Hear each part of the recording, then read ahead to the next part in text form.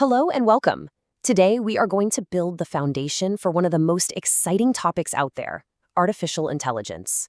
But here's the thing. Before we can even begin to understand the mind, we have to understand the body it lives in.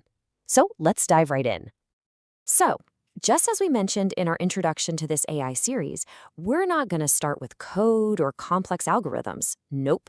First, we're going to take a quick journey back in time through the incredible story of the machine that makes it all possible. Trust me, understanding how the computer evolved is absolutely key to understanding how AI even became a thing. All right, let's kick things off with a little surprise. When you hear the word computer, what pops into your head?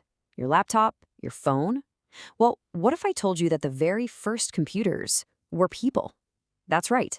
The Oxford English Dictionary tells us that back in 1613, a computer was a job title for a person who sat and did calculations all day by hand. And this brings us to the first huge leap in our story. The moment we went from relying on a person to do the math to the very idea of a machine that could follow a list of instructions, what we now call a program. And the mind behind that giant leap was this man, Charles Babbage. He's often called the father of the computer. Way back in the early 1800s, while human computers were still the norm, he was dreaming of something that must have sounded like pure science fiction, a machine that could automate the whole process. What's just mind-blowing is how incredibly modern his vision was. I mean, look at this. His analytical engine, which he designed but never fully built, had all the key parts of a computer today. It had input, using these punched cards. It had a processor, which he called the mill. It had memory, which he called the store. It could even make decisions with conditional branching. This was the complete blueprint, a full 100 years ahead of its time. So, this is the crucial difference, right? What separates a simple calculator from a true computer? Well, a calculator is a one-trick pony. It adds, it subtracts, and that's about it. But Babbage's machine was programmable. You could give it a whole new set of instructions to perform a completely different task. That flexibility, that's the magic of computing.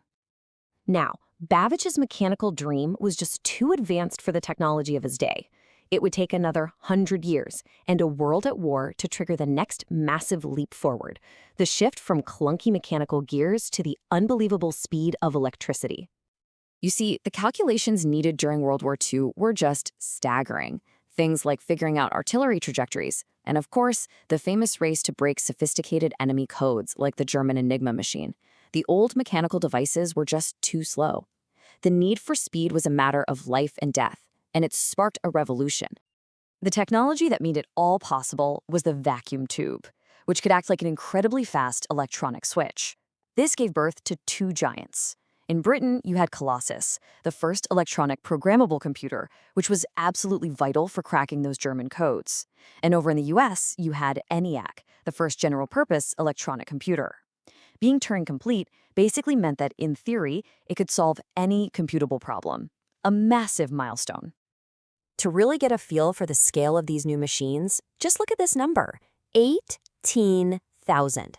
That's how many fragile glass vacuum tubes were inside the ENIAC, each one glowing hot and each one a potential point of failure.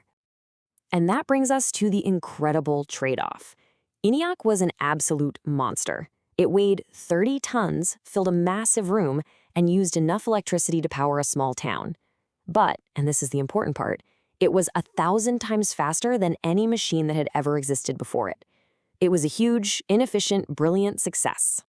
So ENIAC proved that electronic computing was the future, but its sheer size and thirst for power just weren't sustainable. For computers to become a part of everyday life, they couldn't just get more powerful, they had to get a whole lot smaller. You know, the vacuum tube was both the hero and the villain of this chapter. It opened the door to the electronic age, but its flaws were holding everything back. The problem was crystal clear. How do you pack way more computing power into a much, much smaller space? The answer came in two revolutionary inventions.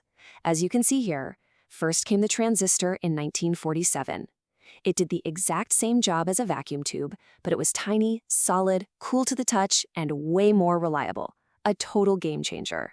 Then, a little over a decade later, came the integrated circuit, the brilliant idea of putting many transistors onto a single tiny slice of silicon. And just like that, the computer chip was born. And this new technology kicked off an exponential explosion in power. It was famously captured by what we call Moore's Law. Now, this wasn't a law of physics, but an observation that for decades held true, that the power of computer chips would essentially double every 2 years, while the cost went down. This relentless cycle of shrinking and doubling brings us right to the modern day, and back to our main topic. You see, all of this history was, in a way, preparing the perfect platform for an artificial mind to finally emerge. The ultimate result of the integrated circuit was the microprocessor, an entire computer brain, the CPU, on a single chip. This is what made personal computers possible, then laptops, and eventually the supercomputers that we all carry around in our pockets today, our smartphones. So here is the bottom line. This whole incredible journey gave us the 2 key ingredients for the modern AI revolution. First, we now have ubiquitous processing power. It's unbelievably powerful and incredibly cheap. And second, all those billions of connected devices are generating an unimaginable ocean of data.